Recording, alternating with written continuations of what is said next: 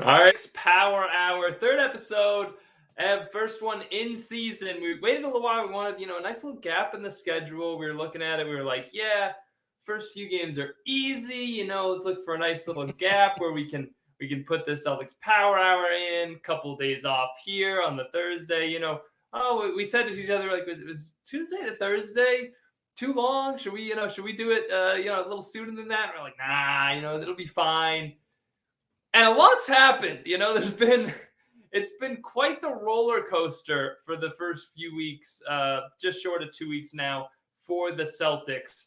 A lot of up and down play, a lot of kind of these weird runs at the end of games where they get back in it, and then the Hornets they won, and the Knicks they didn't, and the Wizards it was like, are they gonna come back? And they don't. And now the team is 2-3, and long story short, I have to eat plantains. That's the synopsis of what's happened. That was the bet you made, which is so funny. We were listening to it so that we'd be able to find it for this show. We both probably, I mean, you more than me, I guess, because you made the bet, but we both sound like such spoiled, like confident, like no good, dirty, rotten Celtics fans acting like this team was gonna cakewalk through their first games. And now somehow, some way, you got to figure out how next time we're doing this show, you're eating plantains on the show. Yeah, is it plantains? I don't know. I've never had them before. I barely know what they are. You're gonna learn next show. What are they? I don't like. I don't know. Can we pull up a picture? Like, I don't know if that. I don't know. I'm so confused. If anyone's confused to last episode, all right, here, let me share my screen. I think Jimmy J even said, like, how quickly do you lose your minds if that's what was the comment. How quickly do you lose their minds, or do you change your mind if they lose to the Knicks? I was thinking they're not gonna lose to the Knicks. They're not gonna lose this game or that game or yada yada yada. I don't know what this is, KJ, but this is what you're eating. Oh my goodness! What is? Hold on. I like that I Google plantains and the definition is cooking banana. So okay, is this spicy? Is that the idea? I don't know. Oh my gosh. You're seeing just as much as me, dude. I don't know. Oh my god. So okay, I think all right, I'm a little more familiar with this now. I think let's see. Our banana, what does the Wikipedia stuff say? Let's genius, see. Fruits are this is what you got to eat. So it says cooking bananas. Is that really what we're going to call these, cooking bananas? How much of this? I don't know. All right. Well, I need to figure out how to get. It looks like they're in bunches. I don't just want to get one. I don't want to have to buy like. I don't know. Listen to the tape. Things. Did you say we will we'll listen? All right, did you say that you'll eat plantains or a plantain? You got to hold up your end of the deal. That's not I don't fair. know. I don't know, Jimmy ridiculous. J. All right. Here, let's play it back a little bit. This is just audio, so let's play it back to the people. Dictate this. If the Celtics are worse than 4-2 through their first 6 games, I'll eat something of Jimmy J's choice. Whatever you want me to eat on the Celtics Power Hour, I will. I don't know, because I was thinking eat a shoe, but I don't really want to eat a shoe. So thank God I don't have to eat a shoe. I mean, Jesus, let's see if you figure it out. Cooked bananas or something? Jimmy J's plantains. He's saying, okay, plantains. Oh, plantains, okay. You should be speaking of shoes, you should be kissing his shoes. What did I say there? Did I say anything? Did I say plantains? You never agreed to plantains, but Jimmy J said plantains. I will eat part of a plantain, okay? That's what I'm agreeing to right now, okay? You know what I feel like is going to happen? You're going to have one bite of a plantain and be like, wow, I wish this was plural. I love plantains now. Might be the best bet you've ever lost. All right. Well, we will see. Anyway, that is what's happening to me. Ev, what's happening to the Celtics right now? What's going on? Like, why are they 2-3 right now? You kind of just said it, like roller coaster. Like there's no, I'll say this. I don't know if I'm getting a difference of a vibe than last year. Like last year we had the issue of, this is a roller coaster season, but we end up somehow at the bottom of the roller coaster. And I mean, you don't get that sort of euphoric high of a roller coaster. You kind of get the, like it's over type of thing. This team, and again, we do have to admit, going into this is like a hot-headed episode because it's early in the year, but we can only go off of what we've seen and lived through, right? Like, we both probably understand it's a long season, a lot can change, but based on what we've seen, nothing's telling me that, like, oh, this is like a promising year. But again, it's only a few games in. But what's wrong with them is that there's nothing right with them yet. Like, nothing's clicked yet. So it's like the exact opposite of, hey, like, what's wrong with this team? Well, nothing's right. So that's the problem. Like, you can't even tell me that Jason Tatum and Jaylen Brown, the two staples of this team, are consistently playing so well and everything like that. Like, nothing really is clicking for this team. And that's their biggest problem, because when nothing clicks, the sort of train falls off the rails, you know? Yeah. And it's been, as I said, I mean, it's been just weird because the team, like, if you had came to me just without the record and said, Dennis Schroeder is going to put up some games here where you're going to look at him and say, Dennis Schroeder is one of the best players on the team. Like, he has solidified himself, even, you might say, as their third scoring option. I'd be like, all right, he's going to put back-to-back games of 20-plus points, 3 games in a row, 18-plus. 5, 8, 6 assists, these nights, stuff like that. If you came to me and said that, I'd be like, great. If you told me Al Horford would look the way he's looked, great. Yes, awesome. And Jaylen Brown and Jason Tatum are, I think it was the highest scoring duo in the NBA, or one of the highest scoring duos. Like, oh my God, they're going to be undefeated. Like, if all that's working, plus whatever they're getting from all their other players on the roster that we're excited about, Peyton Pritchard, Aaron Nesmith, Josh Richardson, Marcus Smart. Like, we haven't even mentioned those guys. And it's like, here we go, so we're cooking with gas now, and it's just not translating to wins. And it's befuddling. Because some of these games, I mean, the Raptors game was just terrible. I mean, that game was the worst of the bunch. And was that not a reminder of last year, huh? I mean, and the guard, like, all the fans of the Garden, they boo them, and even.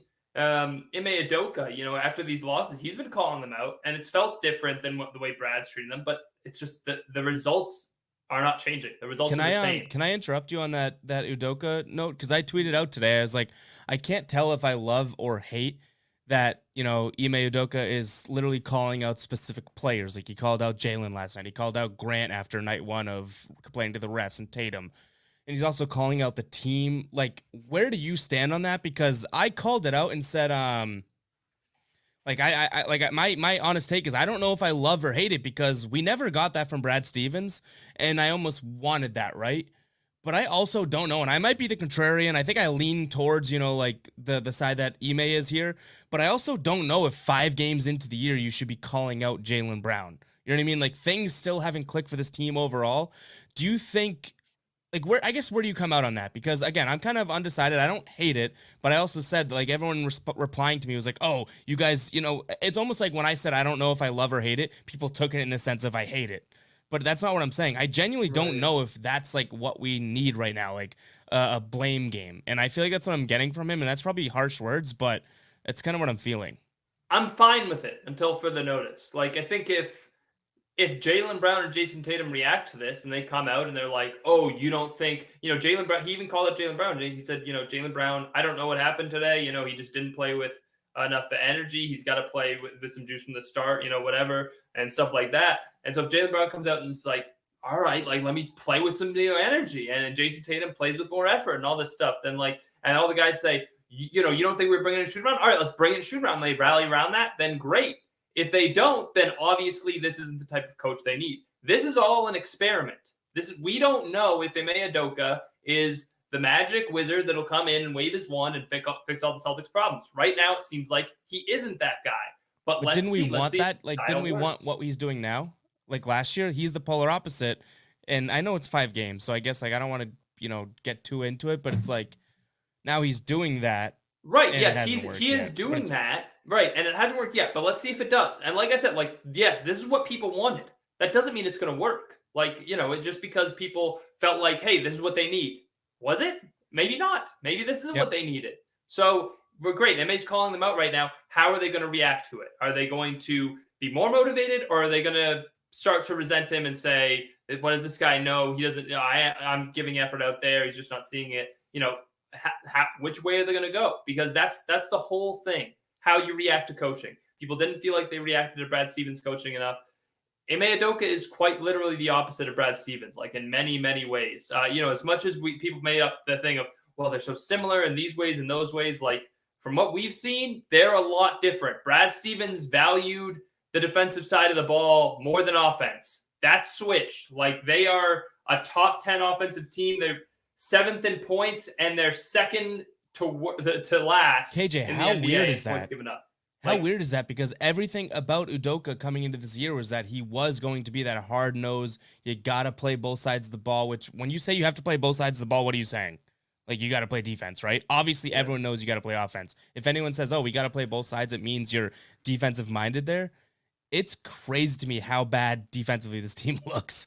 Like this, I don't know if it's, you can hone in on this switch everything sort of defense they have right now that, like that's what they've been doing and it hasn't worked. I don't know if that's the issue. Maybe it's an intensity issue, but I thought that we were going to be looking at a team that at least wants to compete on defense every night, and it's been a pretty rough look for them so far. Like, teams are scoring like Swiss cheese.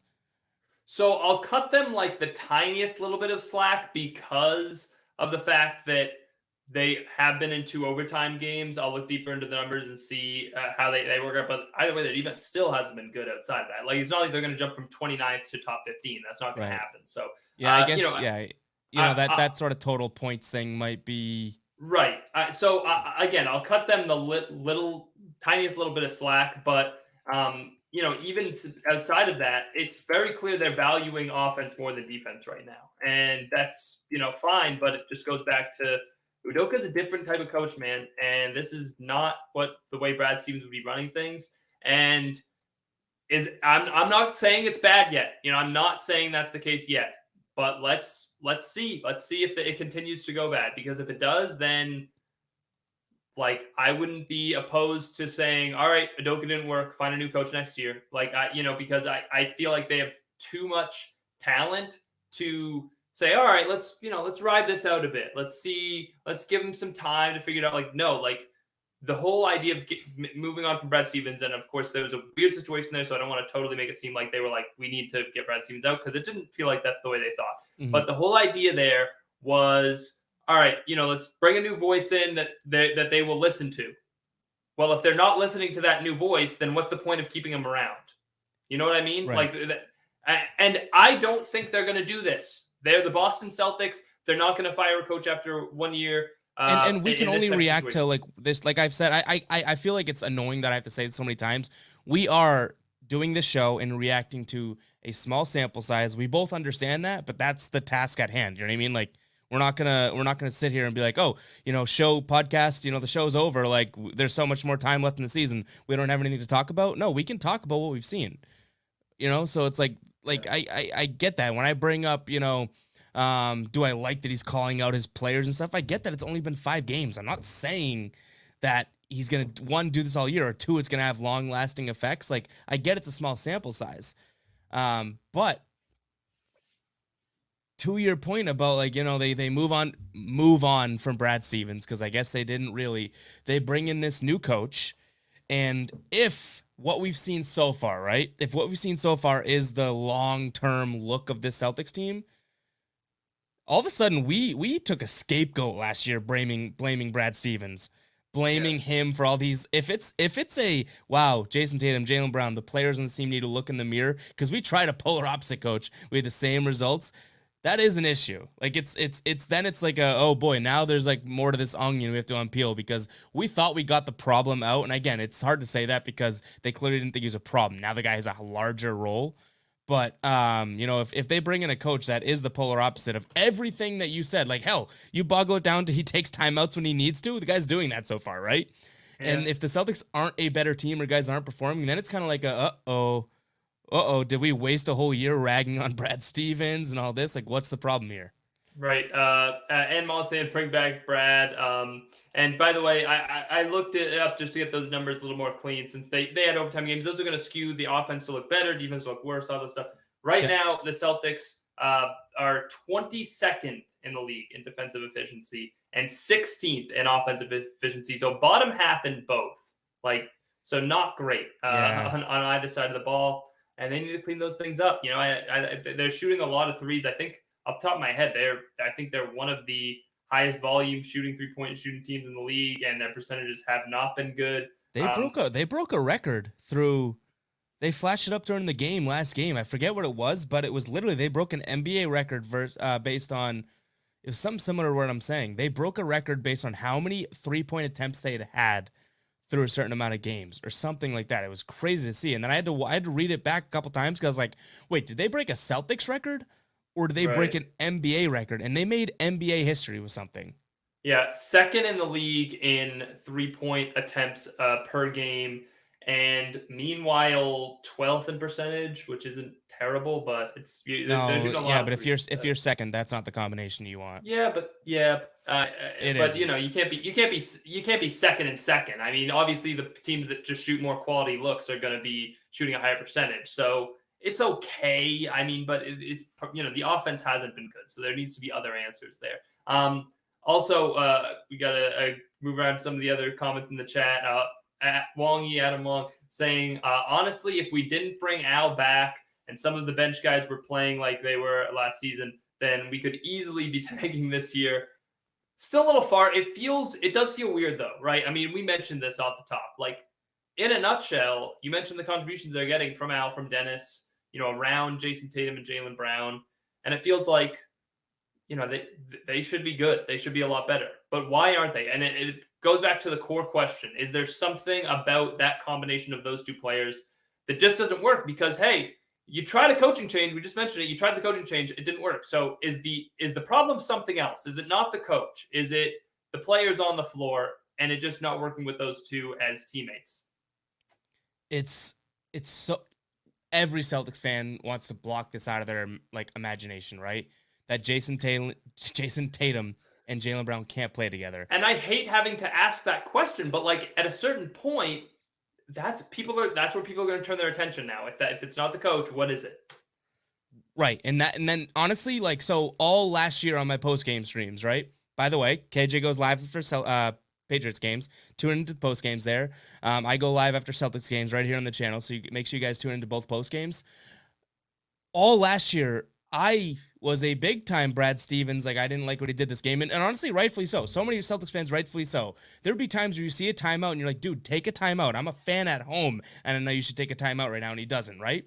There were some like weird, like, so if that's not the case, and like you said, you know, and like I said, I guess originally too, if Udoka is doing that, now all of a sudden that's not an excuse. But all last year, we'd have people in the chat being like, yeah, but Jason Tatum's the problem. Jaylen Brown's the problem. And I would laugh that off. Like, you guys have no idea how good this young duo is.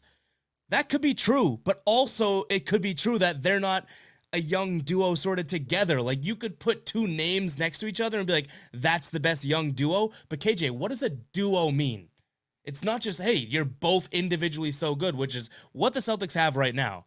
They need to get to that next step of, okay, well, you're a duo, but look up like the definition of an NBA duo. You know what I mean? It's not a, wow, you're an all-star, I'm an all-star, let's high five about it. It's a, wow, we can be a two-person wrecking crew out there. And right now I see two separate one-man wrecking crews. And honestly, I might be generous saying that based on this season, that they're even, you know, one-man wrecking crew, other than the Charlotte game, which was probably the best game, the best win of the year so far. But, you know, we're reacting to a small sample size. That's an even smaller sample size. That's one game. But I'm starting to, and it's so bad because it's so early in the year. I hate saying it, but my eye is now on how do these guys play off of each other, because I haven't seen them play off of each other as much as I want them to. Yeah, I like that. You're an all-star. I'm an all-star. Let's throw a tea party, you know? That's what it is. Like, oh, we accomplished it. No, let's run a two-man pick and like it's today's NBA. Have you ever seen Jaylen Brown set a screen for Jason Tatum? Like, I get that you don't do that typically, but like there's no positions in the NBA. You could do that. And by the way, you know, like, so let's say we come to this conclusion. Let's say it's finally some sort of revelation for the Celtics, for the fan base, whatever, that, you know, it needs to be one of the two and someone else. Like, let's just say that happens. I hope it doesn't. Let's play it fancy and let's say that happens. So, okay, great. Glad you figured that out when you did. So now let's shift to those trades that now we've been talking about for years, right? That we're like, all right, well, if you did trade, you know, Jaylen Brown, Jason Tatum, who would it be for? You know, let's do the ones that we've been talking about for years that you maybe could have had last year, the year before, if you gave up one of those guys, but now you can't. All right, let's go after Karl-Anthony Towns. Oh, the Timberwolves are playing well now. They might not get rid of Karl-Anthony Towns. They're 3-1. And the Wizards, maybe the Wizards, Wizards are 3-1 now. They're playing well around Beal. So suddenly these teams when I don't want to interrupt you, but when I saw Jason Tatum and Bradley Beal dapping it up and talking after the game, every other year we would have been like, hey, Jason Tatum's recruiting Bradley Beal to Boston, right? After that game, what we saw, I was like, oh my God. Imagine if Bradley Beal's recruiting Jason Tatum to Washington. I mean, look, the thing about it now is you maybe could have done that a few years ago. Now those teams are going to be less inclined to trade those players than they would have been if you had offered one of those guys up before that. And now all of a sudden, those stars that you wanted to pair with one of those guys or both those guys, whatever your plans were, might be unavailable. So that starts to be a little bit of an issue. It's early. Are the Timberwolves going to be the number one seed in the Western Conference and the Wizards the number one seed in the Eastern Conference? I doubt it. Okay, I don't think that's what's happening here.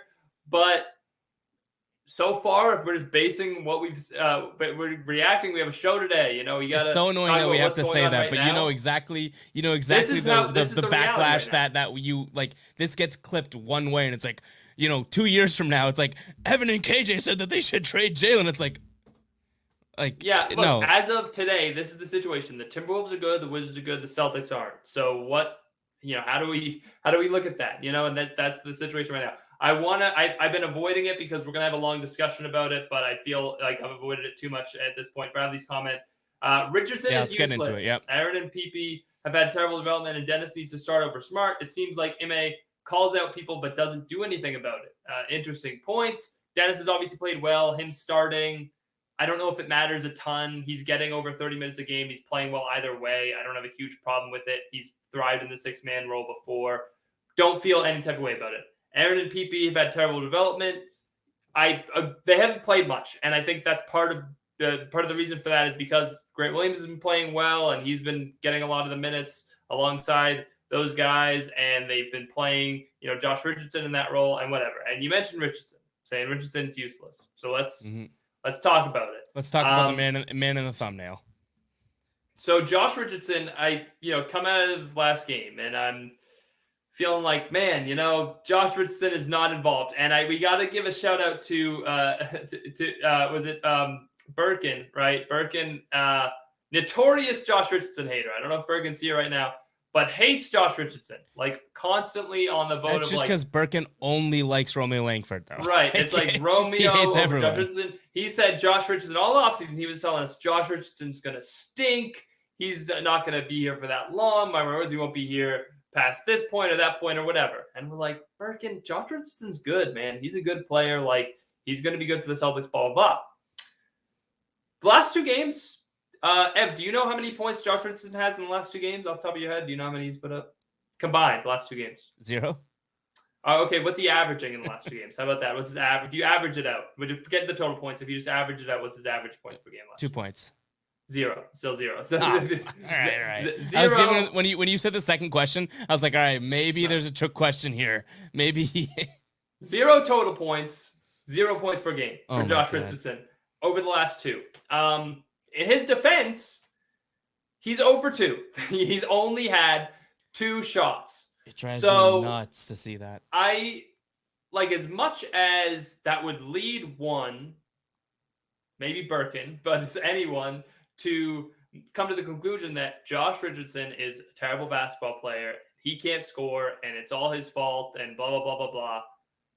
It's not really the case. And I went back and I wrote an article about it. People can go check it out on GuyBostonSports.com right now. Since we're going to talk about it, we're going to reference the article a lot. There's there's some videos in there we're going to talk about too. So it'd be easy to follow along if you just want to pull post up, it too if you guys want to click that link. Easy to follow along with it. Either way, Josh Richardson, they have been really using him. And to me, one of Josh Richardson's best offensive traits, if not his best, is his ball handling ability. He's good on the perimeter.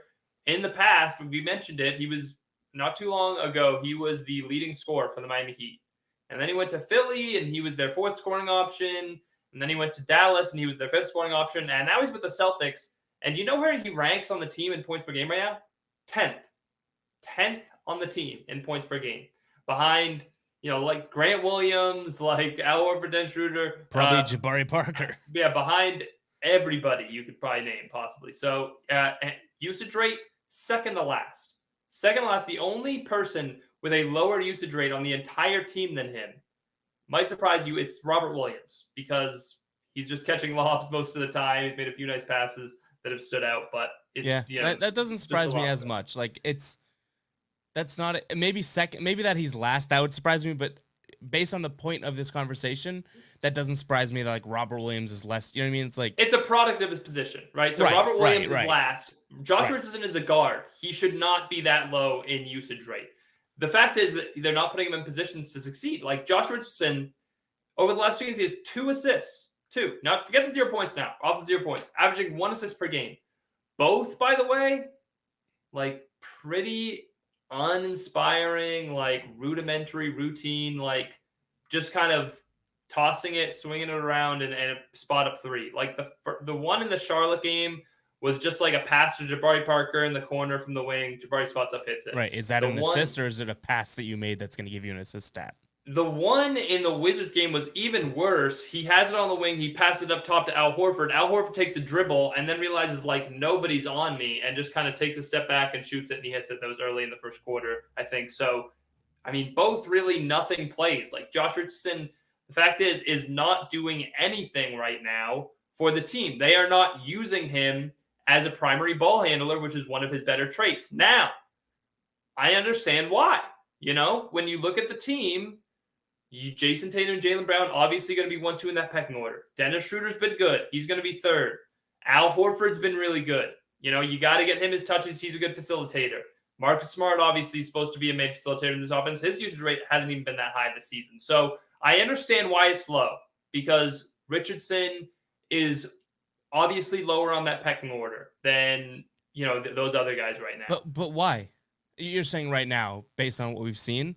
Because Al Horford is scoring at a high level and Dennis Schroeder is scoring at a high level. That's what I mean. You're saying based on how it's played out, right? That's how it's transpired, right? And it's hard for me to imagine that changing much. Like, especially, he might not be Al Horford. I would imagine could take a dip scoring wise, but they're always going to want to have his passing in there too. So his usage rate should still be high. Marcus Smart's a better passer than him. So the Celtics have better ball handlers, guys they trust more with the ball in their hands than Josh Richardson. Fine, totally get that.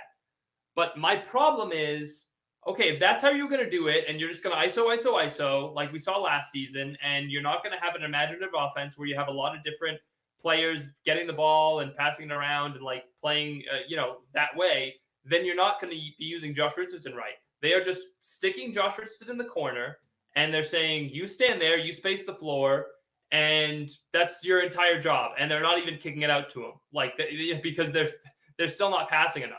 So Josh Richardson's been kind of open a few times. They're just Jason Tatum, Jaylen Brown. They're not looking in his direction. They're just driving with their heads down, and that's kind of been it.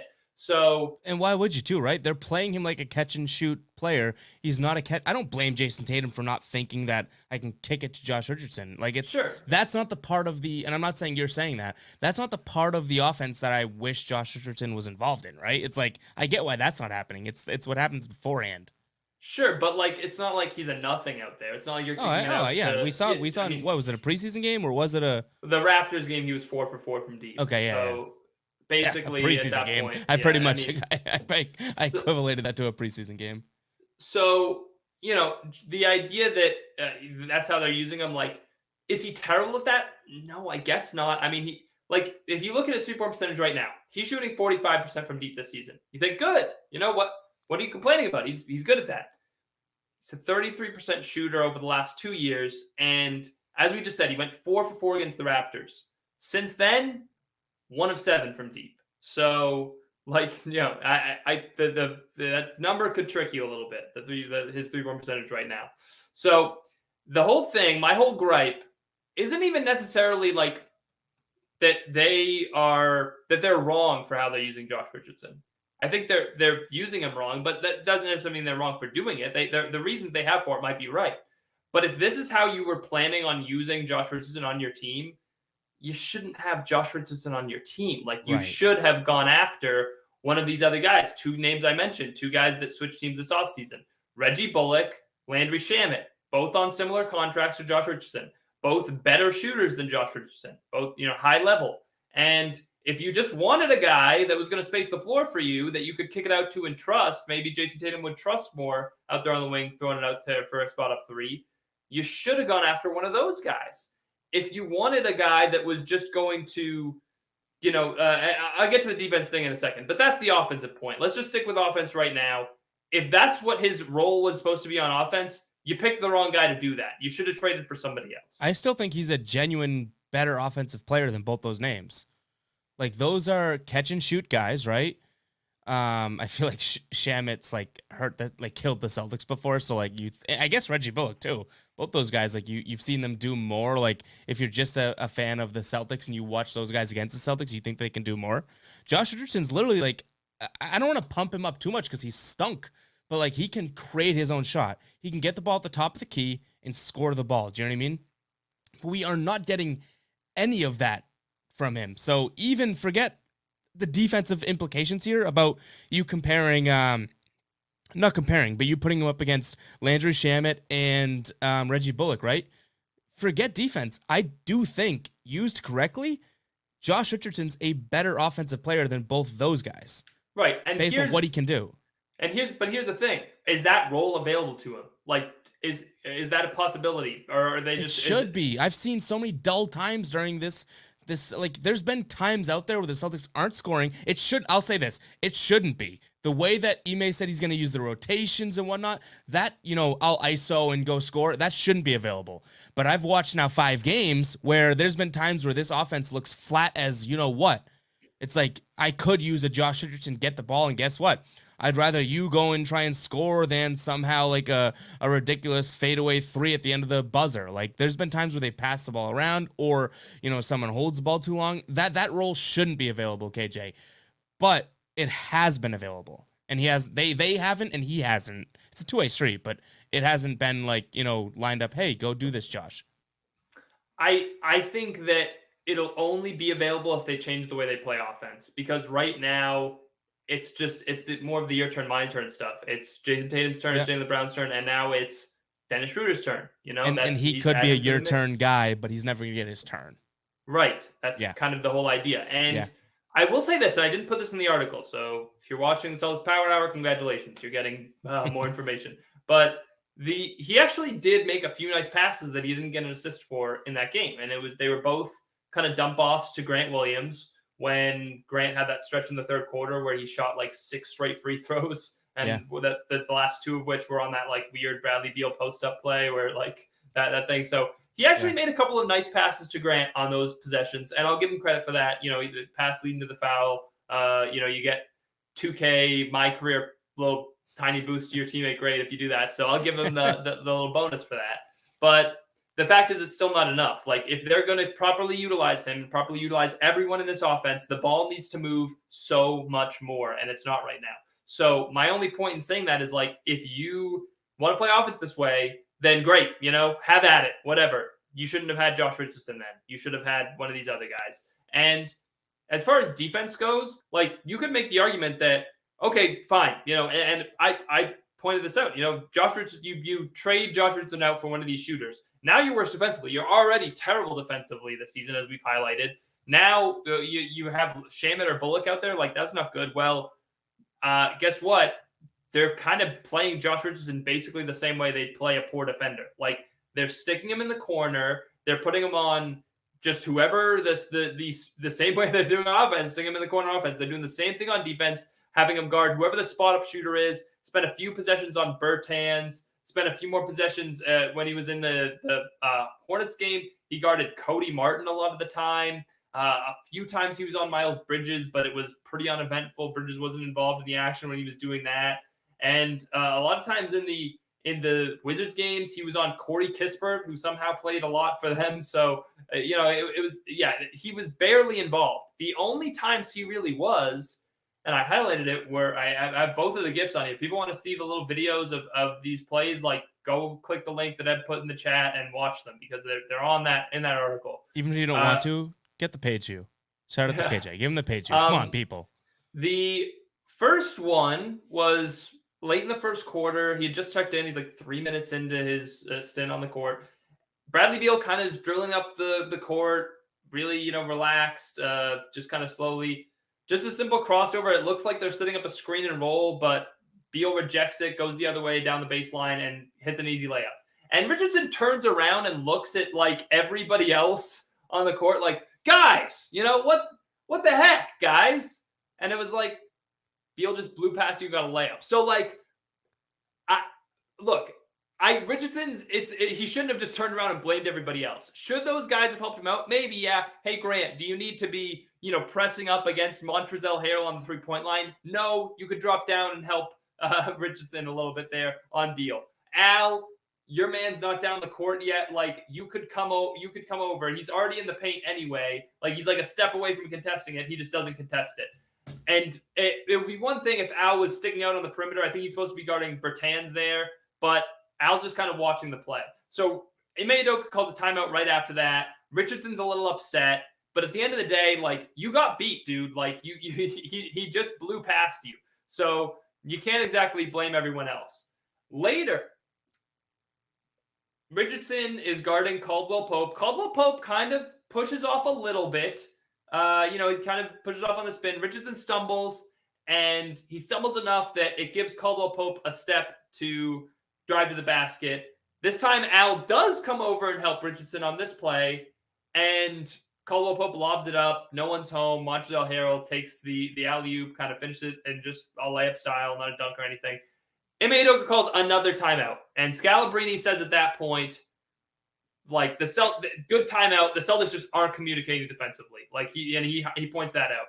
So those were like two of the few times Josh Richardson was actually in the action defensively for the most part. There were times in the third quarter where Dinwiddie was out there and he just like posted up Dennis Schroeder, and Richardson was out there too guarding. Like I think it was Kispert again, and Dinwiddie's just like easily driving on Dennis Schroeder, and it's like, what? Why is Richardson not the one guarding Dinwiddie? Now, they switched that right after that possession, and Richardson contested, and he did okay. It was a stretch there, but he saw those negative plays early on, and how he did in that tiny stretch against Dinwiddie didn't outweigh what he did in the other times defensively.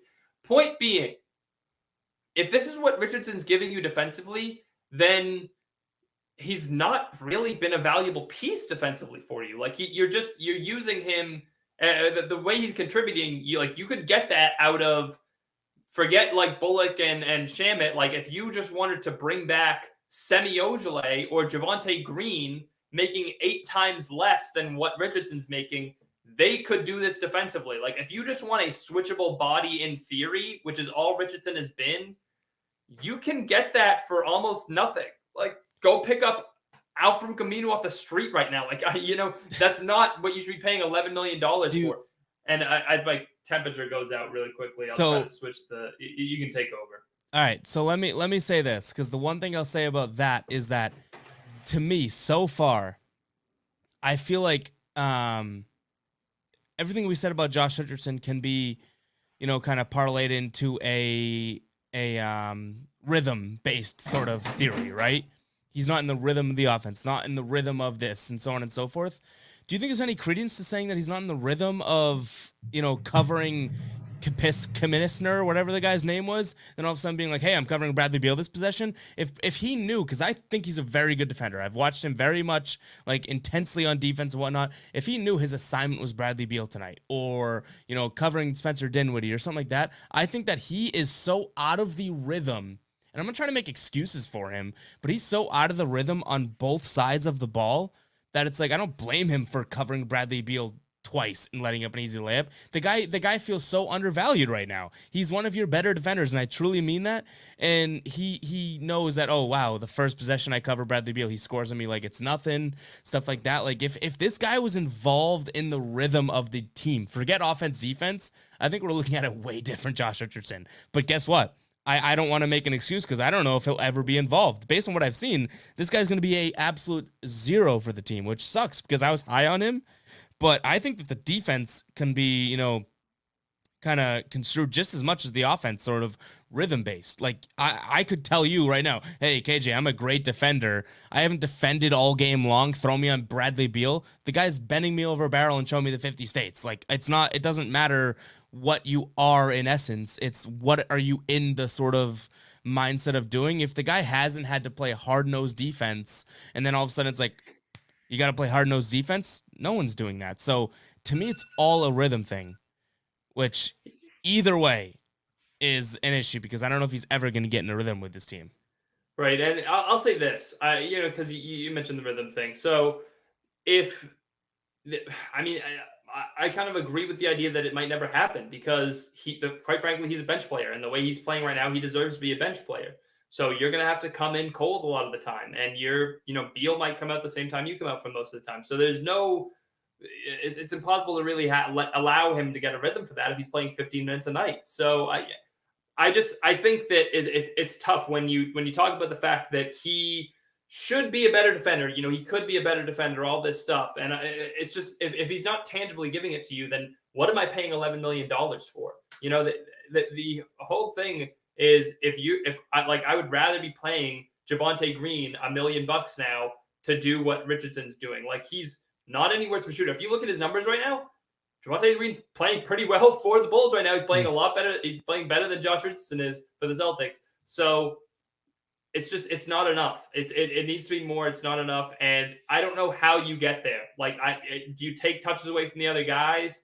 I would say no. There's no reason to take touches away from Brown or Tatum or Shooter right now. So what do? You have to change the way you play. And I thought that's what the whole thing Udoka was supposed to do, was like, he goes into that press conference last year where he's going to introduce his coach, and he looks at Brad Stevens and he's like, oh, whatever it was, 28th in assists, Brad. Like, I think you need to clean that up. It's like, it's like, yeah. I don't think you've done that yet. It's been 5 games. I get it. But, like, the team is not, it's not like they're playing, 2016 Golden State Warriors style passing basketball, or like the 86 Celtics.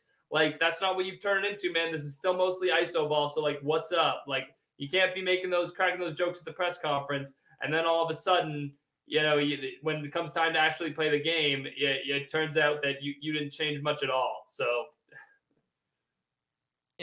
it's tough because that is kind of where you can go back and forth on it, right? It's like it's a blame game with Josh Richardson. It's like, I don't think he's been utilized right, but dude, if you go out there and you make the most of every, like, I don't know if making the most of every opportunity either gets you your biggest sort of chance here. Like, I think I've seen Jabari Parker make the most of his opportunity, and there's some sort of like hierarchy to this team where things might be set in stone. You know what I mean? Like, it is Jason Tatum, it's Jaylen Brown, it's now Dennis Schroeder, Al Horford. Like, I don't know if there's any changing that, because no matter who we see go out there and look good, or even if they don't look good, like, it's not like they're trying to work new things in, which I think is sort of, rolling into everything we're saying in terms of we need to see more from the coaching, because this team's offensive sort of mindset looks like Jaylen Brown and Jason Tatum came up with it.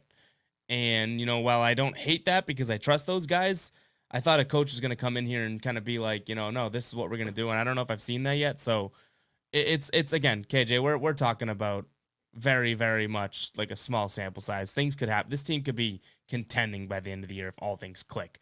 Josh Richardson, we're harping on that point. The dude could be a 15-point per game guy by the end of the year. Like, who knows? Like, the talent's there, and that's the difference from last year. The talent really wasn't there, but the vibe of this team and the culture of this team and what this team was doing, it's all the same from last year, and that worries me. But at least we do have the fallback of, well, no, we did do some things to try and make it better. Let's just hope it gets better, because everything we're saying tonight hasn't gotten better yet, but it might. And I think that I honestly, being maybe a little unfair. They're 8th in assists right now. Those numbers are skewed a little bit because of the fact they play the overtime games. Again, 2 out of their 5 games have been overtime games. When you do that, that's going to skew numbers a bit. And I think I am letting recency bias seep in a little bit. Certainly, like last night, yeah, sure. So they're averaging like 28 assists on the season or something like that, some number close to that. I think a little lower than that, 25 assists per game right now as a team. It's probably higher than last year, right? I don't even know the number off the top of my head, but got to be way higher. Easily, yeah. So, but I think, again, I'm letting recency bias kind of dictate this conversation right now. Last night against the Wizards, it was 18. So that's worse than your average was, way worse than your average was last year. So, like, I'm kind of worried, like, okay, suddenly you're 2-2 and you go into the Washington game and you start going back to your old habits and being like, yeah, 18 assists in that game because we're not winning. And now you're losing that game. And I'm like, okay, so it now is Ime's message starting to fall on deaf ears, and because they're going back to not passing again. So what is this team going to do? Was the first 4 games like great, the little boost, like we're going to play the way coach wants us to, and now like the season goes along, we get into the 5th game, like yeah, no, we're not going to do that because they didn't pass last night. They didn't do it much at all. So that was a huge problem. And it ties back into the Richardson discussion because he should be involved. He's a good enough offensive player that he should be involved in the offense. Right. To tie, like, again, if we make this a full circle thing on Richardson, it is, my opinion right now is, I totally get if fans want to, say, hey, he's nothing. He's not going to be anything, whatever. Like, based on what you've seen so far, which, again, we've kind of based this show on what we've seen so far. Like, I can't knock a fan for being like, if all you've seen from Josh Richardson is this year, there's no reason why you should like Josh Richardson. But if you know what Josh Richardson has been in the past, and I'm not even talking about like, Miami Josh Richardson. If you know that, then you should very much be confident on him.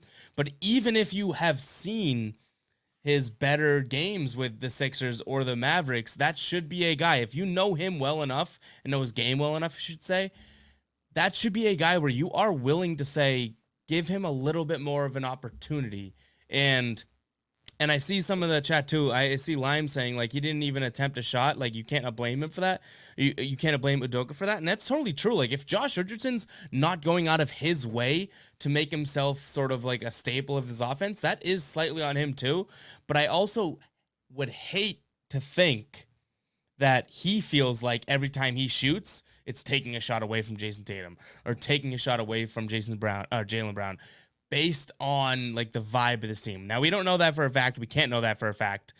But I give credit to the comment because it's like if Richardson is going to be, and that has been a rep of him, you know what I mean? Like he's just like a dog since he came from Miami and whatnot, right?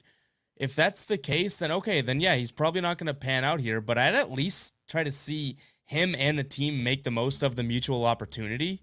Like if you don't even try and give him the ball, then he's not going to score any points. So why don't you try that as the team? If he, to put that comment into perspective here, I guess, if he shoots 15 times in 15 minutes and he misses all of them, then you can kind of have the credence to say, oh, well, he's not doing anything because no kidding. He went and tried, right? But you haven't even seen him involved in the offense yet to give me the sense of, oh, well, it's his fault. It's like, no, I've watched that guy his whole career, literally. And the worst he's looked is on the Celtics so far. He's bounced around from a few different teams. He's clearly not had great fits. I think that his fit last year is probably most similar to this, but he was involved last year with the Mavericks. He didn't have a great season for them, but he looks like someone, Joe Schmo off the street this year with the Celtics. Like I could go out there and stand in the corner too, believe it or not. So it's like, that's what I get. That opportunity is the word I want to hone in on. If he doesn't make the most of his opportunity, I'm fine with saying, hey, I was wrong about Josh Richardson. He's not going to be good for this team, but he has no opportunity yet to prove that wrong. Opportunity. Yeah. And I'll point about a few of the other comments people are talking about because they're talking about what we said about Ime. I think I find it hilarious. People are blaming Ime. It was also Ainge's and Brad's fault. KG23 saying Ime has to break player bad habits that Brad let form last season. Give him time. And then Lime saying whoever is blaming Ime is a soft idiot. Brad hired him to get them together in a way he knew he couldn't himself because he was too soft. Don't know if that's the way Brad really thought about himself, but all I'll say about Ime is like I don't think we're either of us saying like fire him today. We're just concerned based on what we've seen so far. They're 2-3. We're not even saying fire him by the end of the year. I'm giving him this season no matter what. He could be the worst coach in the league. I don't care. Like I don't. But what are we I'm supposed to do? Chance. Ever? Are we supposed to sing his praises after a 2-3 start? Like I'm not going to do KJ, that. we got a weekly show to do. I don't know what these people want. I think that I still have hope that Ime can be a good coach, but the idea right now is that it hasn't worked so far. And if you're saying, by the way, that like Ime has to break players' bad habits, well, like Jason, if you're saying that, you're really only talking about Jason Tatum and Jaylen Brown because Marcus Smart. Already, like he's not, like I said before, his usage rate's pretty low. He's not been the problem this season. Like he's been shooting. He's had some bad games for sure, but he's been shooting a ton less, and he's not shooting well. But like we're used to Marcus Smart not shooting well. So hey, does Marcus Smart need to shoot better? Yeah, sure. But like, story of my life. Like, yeah. Marcus Smart needs to shoot better. Everyone. At this point, I think we'll just take shooting less. So it seems like that habit has been changed. As far as the other guys, like Dennis Schroeder wasn't here last year. Josh Richardson wasn't here last year. Al Horford wasn't here last year. So who are you talking about? You're really only talking about Tatum and Brown. So just say that. And if that's the case, then like that's the whole crux of the problem we're talking about. Like it all comes back to those two guys. And neither one of us want that to be the case, by the way. I feel like comments and in the chat might get that misconstrued. Like, no, both of us are just like you guys. We don't want Tatum and Brown to be the issue. Like, shocker. You know what I mean? Like every Celtics fan wants Tatum and Brown to be MVPs somehow, the first co-MVPs from the same team. But we're going off this small sample size, and that sample size stinks out loud, and we're drawing conclusions from what we've seen so far. Like, and I guess we have the opposite view now coming from everybody else in the chat saying if Ime was so good, KD, Kyrie, and Harden wouldn't have let him leave Brooklyn. Don't know if that's how that works. It's not like you're gonna. Ubi's right. I trust Ubi 100%. When he has a head coaching job, it's not like you're gonna make him stick around. And then say Ime has done a shit job as a coach, honestly, but he's only at like 25% fault for the losses. And I'd say that's. I mean, I'd say shit job might be taking it a little bit too far, but that's the 25%. Like that might be fair. But I think that overall, when we look at how he's using the players, like, like for me, I just did this whole thing. My last 24 hours, I've been doing a deep dive specifically on Josh Richardson. So that is that's what it comes back to for me. And if you haven't seen that, we're posting it in the chat yet again. Check out the article. And Line saying Richardson didn't attempt a single shot in 50 minutes. Don't blame Udoka for that. Who should I blame? Like, if he's like he didn't get the ball enough to really like be able to attempt a single shot. Like I think KJ, you bring it up. I mean, real quick, if you want to say I should blame Tatum or Brown for that, okay, I'll listen to that. I'll listen to you saying that because they're not passing him the ball enough. Fine. Like if you want to say I should blame his teammates for that, okay, I'll listen. But don't tell me I should be blaming Richardson for that because they're not involving him. Like I don't know what more you expect him to do. You like close that coffin when you bring up the usage rate. You know what I mean? If the usage rate was high, then it's a problem. If the guy's not shooting and he has the ball in his hands, then okay. But if he's not even touching the ball, I don't look at how many shots he's attempted or how many buckets he's had. It's like the guy doesn't even have the ball in his hands. And guess what? I don't know if you know this. Other than getting a rebound, KJ, to get the ball in your hand, someone's got to pass it to you. Yeah. I might be breaking news to you, but that is a fact. Yeah, so I don't know why people are kind of, and I mentioned this, as soon as you see the 0 points and all the zeros across the board, you immediately blame the player. And it's like, well, he wasn't put in a position to exactly succeed. And that's what I tried to highlight in the article for people. Andrew saying that Danny gave Brad better teams than Brad gave Danny, than Brad gave Ime, I should say. A little silly. I love Andrew. But I never trust what Andrew says. He's got good NBA picks. I give you that, Andrew, and you know that.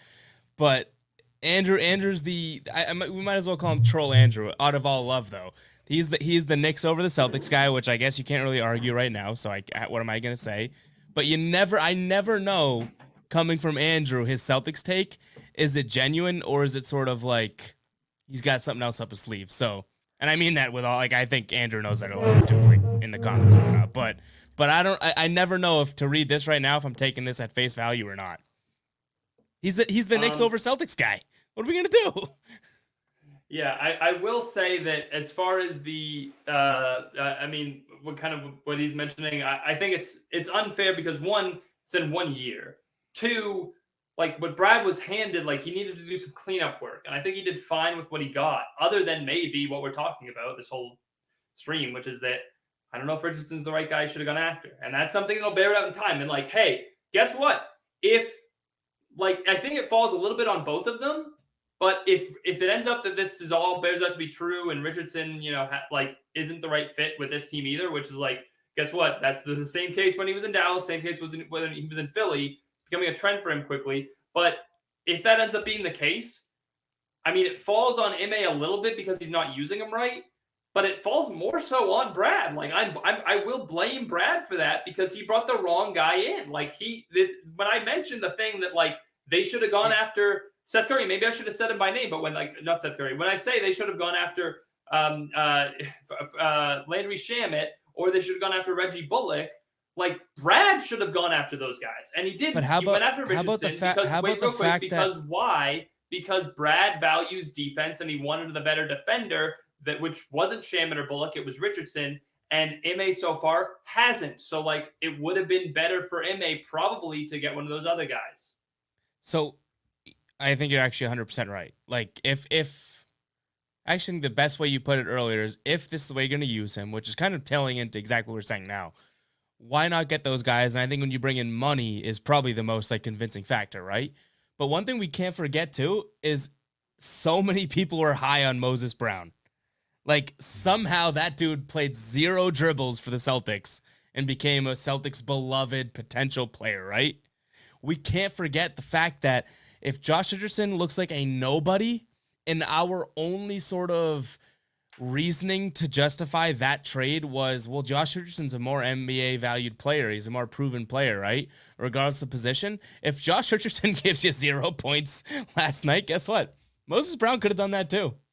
Like, and Moses Brown may have been the big man that you needed. And now I think we're both, I like this because we're both on the sort of, maybe quickly we'll be like idiots about it, but we're both like on the defend Josh Richardson train because I think the numbers that you pulled kind of prove it out too. Like, it's like, you can't blame him yet. The guy hasn't been even had the opportunity yet. He might be a dog like he was with the Mavs or the Sixers, but you can't forget the fact that they traded this like next coming of, the next big man in the NBA for him either, because Celtics fans don't forget that. You know what I mean? Yeah, I mean, look, and people made the argument Gear he's says a big this man too. more now. Yeah, Moses Brown just for that one half that he played, 19 rebounds in one half. Look, I actually don't think they've lacked. Like they've desperately needed a big this season. Me neither. I think Me neither. Al's played really well, and Rob's played well when he's been out there. Like even when Al's out, Grant Williams. Yeah, that hasn't come back to bite them so far. So like the Moses Brown stuff, like in theory, sure, but like, and I know some people are saying they needed a big. Like, I don't see it. And I'd be on your guys' side. I was more talking for a zero for right. something. If Josh Richardson's a 0, then people are gonna be like, well, why wouldn't you take the chance? Right. So, and here's the thing. If Josh Richardson was chucking up 0 for 7s, like, I'd agree with you guys. Yep. He's not. Like, that's not what he's doing right now. So, and like, it almost seems like when I watch him, there's like a trepidation to even like wanting to do anything with the ball because he feels like, well, I need to defer to the Jays or I need to defer to Dennis or Al or whoever. Like, and he just looks to get them the ball. Like, he catches the ball up top. And he's just looking to get rid of it. Like, he's not even looking to do anything with it. The one time I really saw him do anything, he did a couple of crossovers, slipped and lost the ball. So like I mean, it goes back to kind of what you said of like the comfort level out there. Like he does not look comfortable out there. Guess what? He's with a new team. So maybe that's all it is. Maybe it's just learning to play with his teammates. Like, newsflash, might be a little bit of an adjustment period there. Yep. Fine. Okay, totally fine with that. Let's see how it looks. But that doesn't change the fact that if they continue to use him this way, that is wrong, and that's why that needs to change. So, will it? Maybe you're right. Maybe it's just early on, and they're adjusting, and they're going to learn how to use Richardson.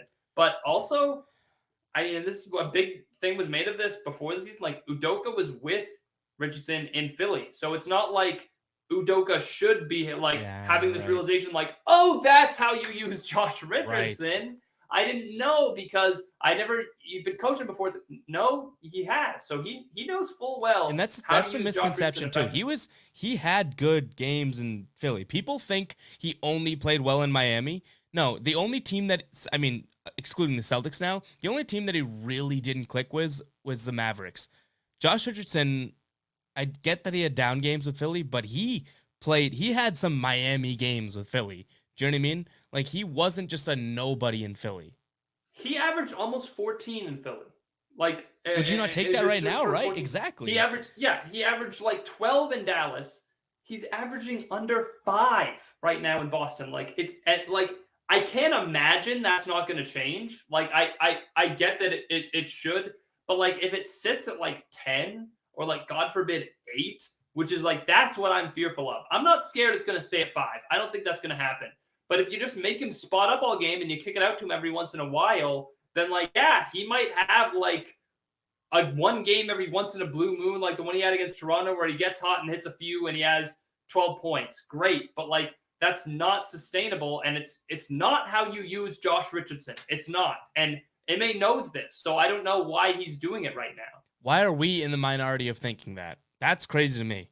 Celtics fans, clearly the Celtics, like KJ, me and you might be the biggest Josh Richardson riders right now. Like that's crazy to me. I think that's a fact.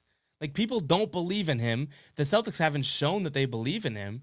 It's a little wild to think that we're speaking very much factually and sort of, I guess, situationally too. But it's like, I'm not going to lie. I don't think that Udoka or even probably people in the chat tonight or Celtics fan in general think anything of Josh Richardson. That's wild. Yeah. And real quick, before we wrap up, we got a few things. Wongy saying, not bashing MA, but don't don't think he's gotten there the best out of any of the starters yet. And the starters yet, maybe that's fair. You know, I think like even Francisco mentioned, like Brown's been good, but he had a rough game last time out. Jason's had some up and down, waves, and it's kind of like, as those two go, as the team's going to go. So the fact that we mentioned like the team's kind of been a roller coaster so far this season, well, like kind of go back to those two guys, like Tatum shooting 30% from 3 this year. So like that's not good. Like that obviously needs to change as well. So from that standpoint, like I kind of cut a little bit of slack to those other guys, and like it usually will come back to those two players for most things we're going to talk about. But I mean, I think he's gotten the best out of Al and Dennis, and like maybe that's it. Like so, I hate what this has turned into, because it feels like for us this has just turned into an MA bashing session. That's not even remotely what I want this to be. Like not even close. I have no opinion on whether Ime Udoka is going to be a good coach or a bad coach. All I have to go off of is what we've seen so far, and I haven't liked it. How could you? How could you possibly like what you've seen over the first 5 games when they're under 500? Well, we haven't said that enough, right? We haven't said that we're only reacting to 5 games or only reacting to a small sample size. I know. But everyone commented tonight is like, "Screw you, idiots!" It's like, oh right, my God. I know. But do you want me to start every sentence with that? Like, how could I be happy that I have to come on next stream? I have to go find plantains. Apparently, I have to fry them. Like, hey, how could I be happy with that? We talked about that at the beginning of the stream. There wasn't as many people in here. KJ lost the bet, saying that the Celtics, what was it, that they would not be 4-2. 4-2. At least 4-2. They already lost that bet before they even got to that point. Right. KJ's got to eat a disgusting food next stream. It's plantains. I don't know if that's disgusting, but I figured we use like that clickbait. So make sure you guys do tune in next week when we do this show. It's usually either going to be on a Tuesday or a Thursday, obviously, as we've done so far. But KJ, I don't even like, I'm sure it's very easy to find. I feel like we're over exoticizing this food, right? But I can't even picture you going to find plantains. Yeah, I'll head over to Publix and I'll look. Like, I don't know what I'm Publix, find, you're in Florida, yeah. Yeah, whatever. But either way, the whole sentiment here being like, we're upset, we're frustrated with the team. All of you are too. Like, this is what we're going to talk about. And I want more than anything to come on next episode, finish my plantains like a big boy, and then talk about You're going to love them. You're going to love them. You're going to love how much plantains. We love the adjustments that MA has made. Like, that's what I would love to do. I hope we can do that. Right now, we can't. Like, right now, that's not what we're able to do. Dude, if they turn their season around, you better believe I'm blaming it on the fact that, or crediting it on the fact that you just ate plantains. Yeah, maybe that was the turning point. It was. Well, end it on why not the everybody's favorite topic, your favorite topic, and Womp Womp.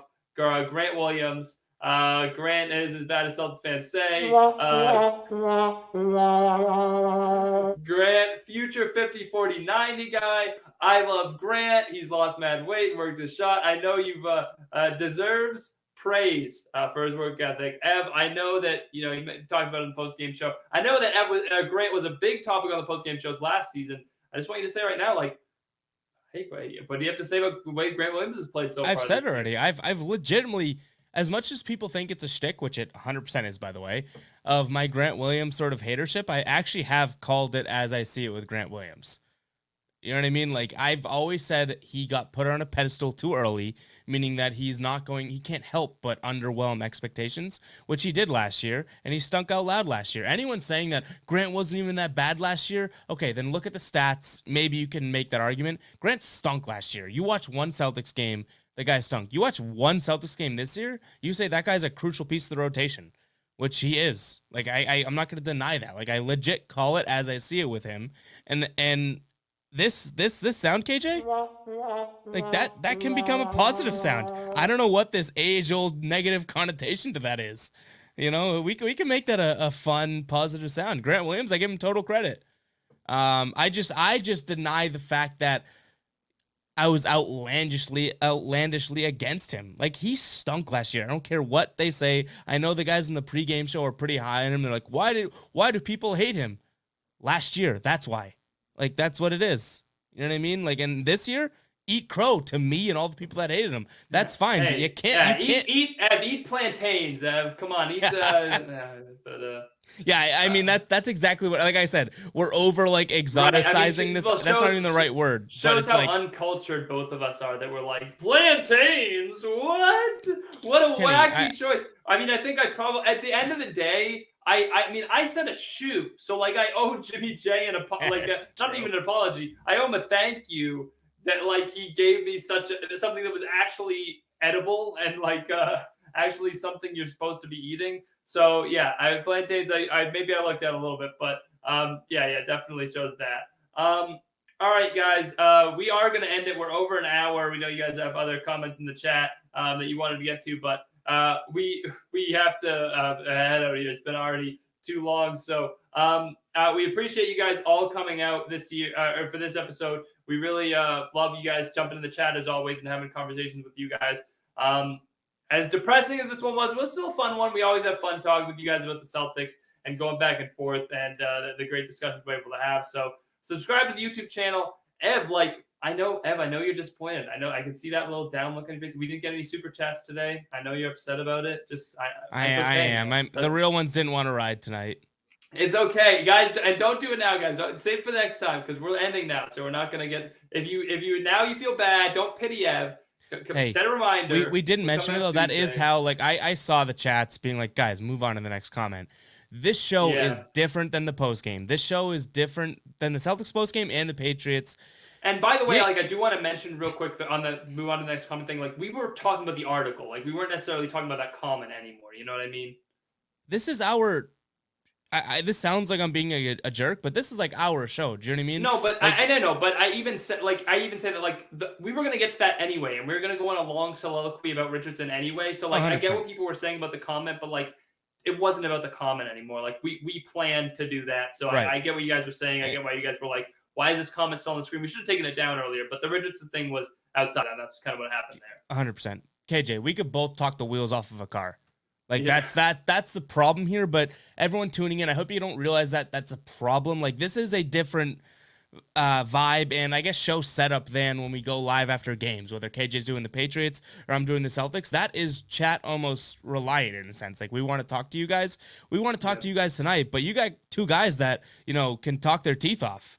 And right. That's how this goes. We're talking to each other. So this sounds like a sellout thing to say, but if you do want your comment to be immediately answered, that is the way to do it with a super chat. Other than that, we're gonna go with the flow of the show, and I've based my whole basis of this channel and everything on chat. But this is a little bit different of a show. I mean, and this is what we'll say. Like, we'll always try to get to people that have been here from like the beginning, and like we'll always make it a point to do that. And like even the people that we see consistently coming out now, like we'll always do that. But like as it gets bigger, it does get harder.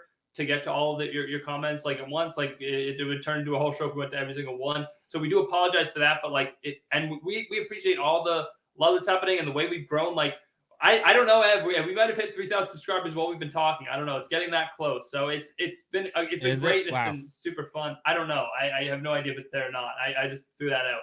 But we'll probably hit 3,000 subscribers tomorrow, which is crazy. If you do it, you know, we always appreciate it as we're growing. Like we always love you guys for that kind of stuff, and we'll do our best. But we just have to acknowledge now that it's getting harder. It's like, and we appreciate you guys having the back and forth like with each other, because we may not get it, but and we see you guys talking with each other in the chat. Like that's great, but like yeah, it's kind of like what I've said. It's just it gets harder now. But we'll end it on that note. Ev, any final words for the people as we head into this next stretch of games?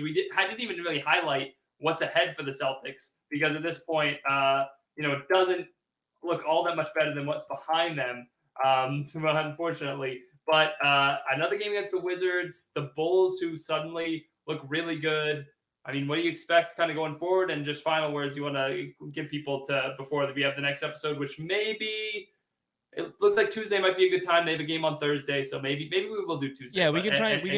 Let's try. I don't know if we've done that yet to like the audience either. Which I don't know if we never agreed to a specific day either, so I don't think it's that big of an issue. But like we do want to say like this is a weekly show, right? Like, and I get that probably doesn't impact everyone, like, but as this grows, I want people to know that if you do want to watch this and if you do become a true, like, sort of listener and tuner in of the show, like, this is going to be weekly.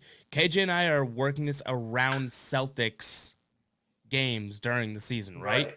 Because and when you do the post games, it's like, well, you covered it. So it's like sometimes we can't do it the same day. It just doesn't make sense. So it's better to do it afterwards and talk more broadly. We have a couple games to go off of. We have some bigger picture stuff. Like, so yeah, I mean, that's basically so exactly. And then, in off season, we haven't even figured that out. Off season, we could probably get on a way easier schedule. Like you guys know, KJ knows, and anyone tuning in the chat, you guys better know. I'm pretty good at pulling Celtics content out of my ass. We'll figure stuff out to talk about. You know what I mean? Oh, yeah. So we'll get that schedule, but just plan, I guess, Tuesdays or Thursdays. We'll do our best to update the community tab on YouTube too to let you guys know. But I just want to reassure the sort of weekly occurrence. Like, both of us got busy schedules going on, but we're really like this will be a fit in. Do you know what I mean? Like, right. Like, this is gonna be something we make sure to fit in. So keep that in mind. In terms of like moving forward, I just need to see the next 5 games, I guess, if you were to equate this out, look better. Like, guess what? You could lose every single game. If I don't want that to happen, obviously. If I get a better vibe from this team, then I might be happy. Right now, and I hate to say it, I started the show saying it, I still feel it, I'm getting a vibe of what's different than last year. And it's only 5 games in, so that's why I'm like brushing it off my shoulder. But right now, I don't love feeling that. But that's what I feel right now. So hopefully I just get a vibe of, okay, you know what? There's something different this year. We have something to look forward to. At least every game is going to be fun. That's what I want. All right. Well, on that note, thank you guys for watching, tuning in. As always, really appreciate it. Subscribe to the channel. Check out the videos. If you want to win some money, and I know you guys have some of you putting the super chats in. If you want to get it back, head over to Ev's NBA picks, because he's been. What's your record so far this season, Ev? Pretty good, right? Doing 24-21. That is accounting for KJ an 0-5 night a couple days ago. Yikes. But yikes guys, is right. Yikes is right. But everyone has an off night. Someone's going to throw up a clunker. But, that was an off night. Hold on. But hey, still over 500. So if everybody's betting, $1 on all your picks, supposedly if you're going, the way you're going, then hey, people are gonna. It'll shape out to. That is the annoying part, that someone finds like my picks one night, right? And they're like, dude, you suck. I'm like, I get it, man. I can't deny that. I just went 0-5 on you, buddy. But look, I keep my record, like I full face value. I put it right there. So whatever. Don't pick the Celtics right now. It's like the thing to But how about this? Every time I pick the Celtics, I say I might be biased. If you're a viewer and you don't believe in the Celtics tonight, then look at what I'm saying. All right. I will say, guys, thank you once again. We got to wrap things up. But again, subscribe to the channel, all that good stuff. And we'll see you guys possibly Tuesday, but we'll see you next time.